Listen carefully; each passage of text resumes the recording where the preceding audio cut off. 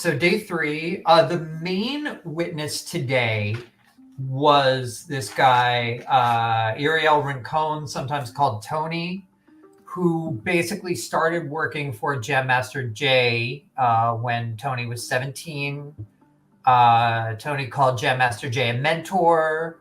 He said his job was, to work in the studio, do stuff with JMJ Records artists, sometimes drive them around, sometimes help with projects, all kinds of stuff.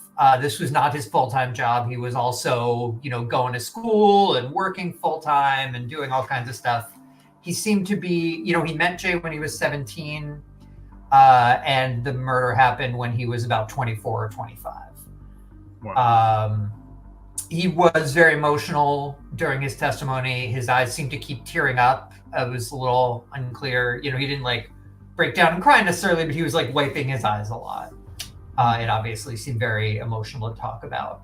So the tricky thing about Rincon, right, is that because he was there and he was injured at the time, everyone knew from the day it happened that he was there.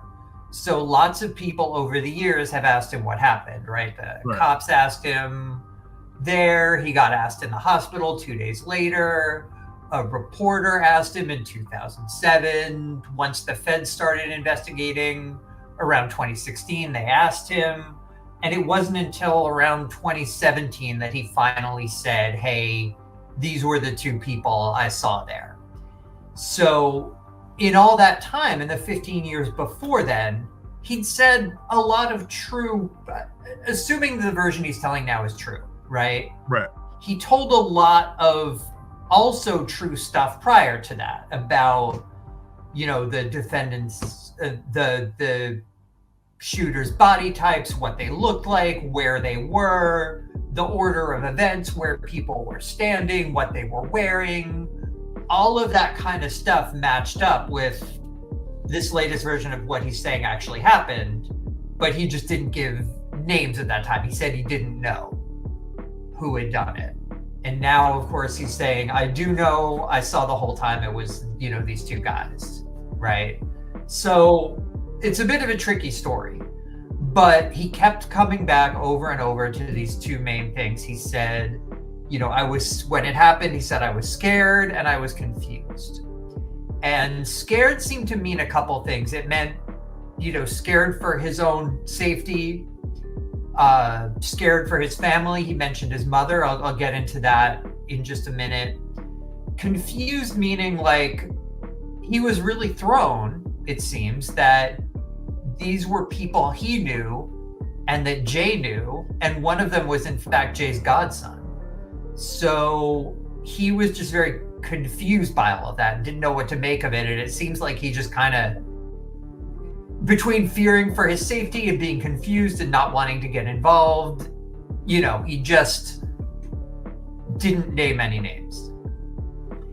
He said at one point that he had told Randy Allen, who was there in the studio with him, but in the control room, so he didn't see what happened. He said at one point, look, I told Randy who it was, and even Randy, who was in the studio, even he didn't believe me at first, because it was so unbelievable that these people who Jay knew so well would kill him, right? Right. So that's the picture that everything's being painted on. So Rincon, I wrote down a few of his words of how he described it, and I think it's worth quoting at least somewhat. I might be missing a few words in the middle here. I was writing quickly, but basically he said, at the day of, Jam Master Jay had a gun with him. He didn't specify why. He said he didn't have it all the time, but sometimes he did. But that night he had a gun with him. And he and Jay were sitting on the couches in the lounge and talking and playing Madden. The front door to the studio comes open, and Rincon says, I look to my left, I see the door come open, and I see Mr. Jordan come to Jay.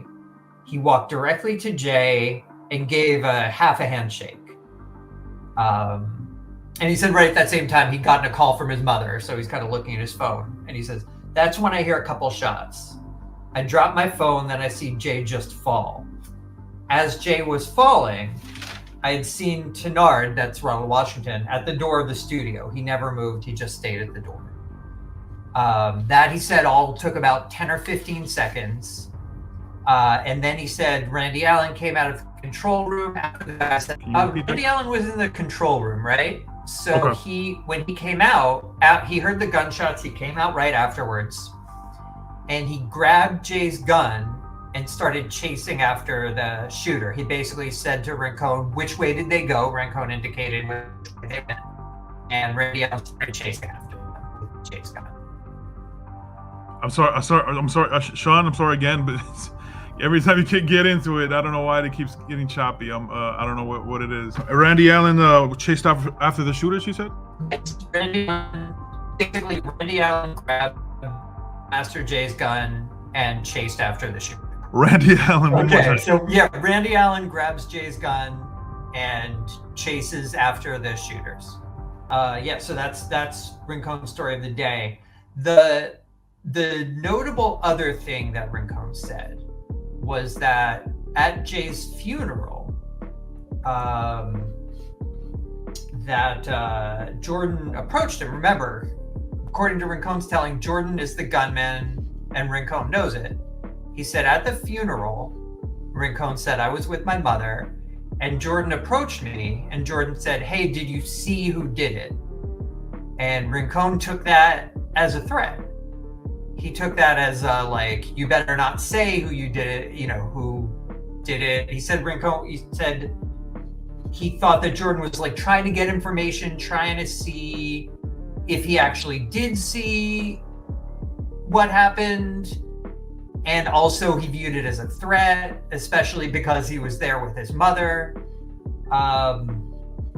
So there's a lot of stuff around kind of potential witness intimidation circling around this trial. That at the funeral, again, this is Rincon saying this. He said, I was at the funeral and Jordan, who, remember, in Rincon's telling, shot Jam Master Jay, comes up to Rincon and says, hey, did you see who did it? And Rincon said, look, I was with hundreds of people who knew Jay that day. The only person who asked me about that was Jordan. So he's, the implication being Jordan was trying to fish if Tony had really seen him commit the shooting, and also kind of threatening him to keep quiet. Tony said, hey, I was with my mother when I was there. I kind of, took that as a threat to her. I was pretty worried.